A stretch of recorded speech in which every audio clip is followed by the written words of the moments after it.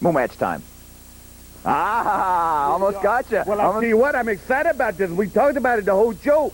When you talk about two of the horsemen, two of the most famous guys with the most famous team in the history of wrestling, the four horsemen, now 90th version, Iron Anderson, Brian Pillman, going to be matched up right here today. But I guarantee you one thing, we always bring you the match. And you know, when you're out there and you're a big old prime cut beef out there and you're in the middle of that field and you got them horns that going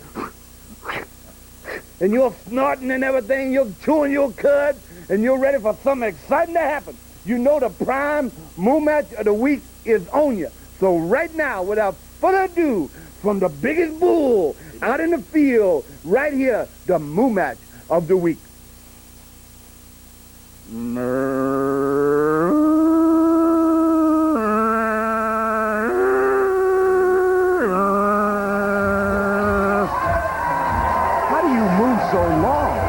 This is a prime cut match right here. Two of the famous four horsemen. The new version of the 90s getting ready to unfold right here. The original four horsemen, of course, two of them, Chris Benoit and Ric Flair, and here is wait a minute. Lion Bride. Yeah, you messed that up. I messed that up. Wait a minute. Yeah. I meant, no. Can we do that over? No, I know you cannot. Are we live? Yes.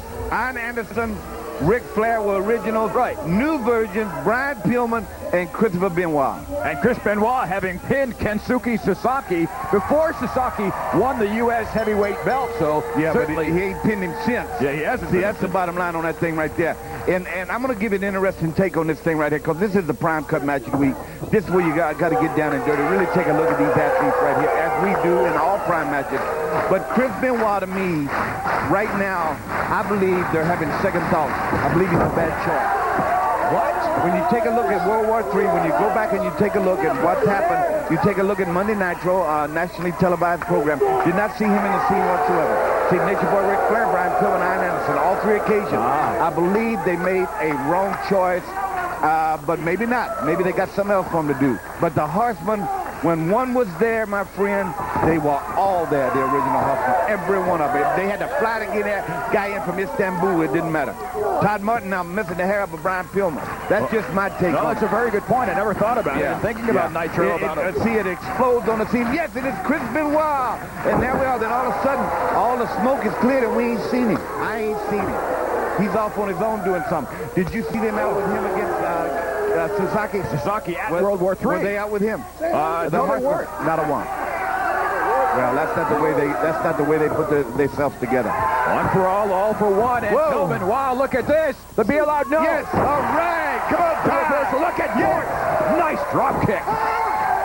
He is pumped, and I'm not sure if Anderson's coming in, but I think he wants Morton to slow it down a bit. Yeah, sure he does, because the enforcer now is on that other side of that mountain where you get a certain age, you know what I mean, as an athlete. You got to really dig deep down in there, you know what I mean? I know. I've been there. But bottom line, he's got a lot of good years left, but he doesn't want this guy to rock and roll express him to death. And that's double drop kicking, leaping off the top and doing all the things they were famous for. You know what I mean? And this Todd Morton can do them things. Now this guy here, what's his name? That's Scott Sandlin. Stretch Armstrong ain't going to stand a chance here against these guys. These guys right here. Scott Sandlin. Stretch Armstrong? Where were you from? You've been playing with the kids, haven't you? You've been stretching that thing. Oh, you ever see one of them? You stretch people, don't you? Cody's got one there. Yeah, I bet. Okay, here we go. And Anderson, as we said, one of the original members of the Four Horsemen. And Pillman, he is showing that he is directly from the mold from whence the Fourth Horseman came. Okay, see, he fits there. Yes, he does. You know what I mean? He fits there. I believe Benoit and Iron are so similar. You know, they're so similar.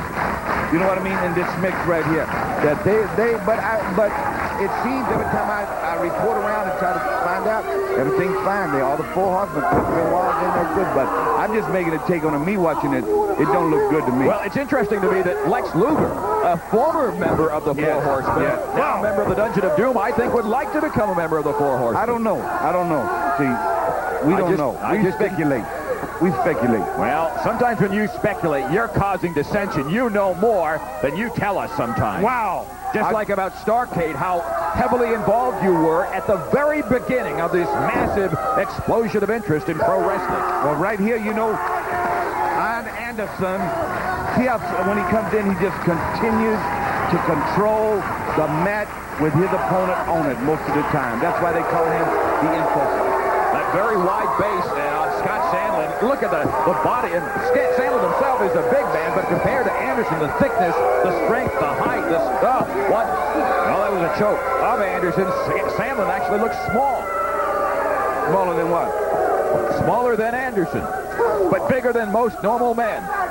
And Todd Morton there, the right-hand side of the screen, you know he's got to come in. Sandlin whipped. Did I do mean whip? Whoa! Look out! Oh, that's a spine buster. Yes, sirree, brother.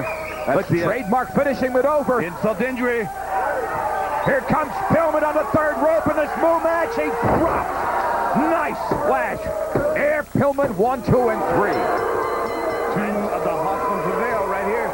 The Horsemen continue their dominance of wrestling in the 90s, much like they did throughout the 80s, but with 2 new members.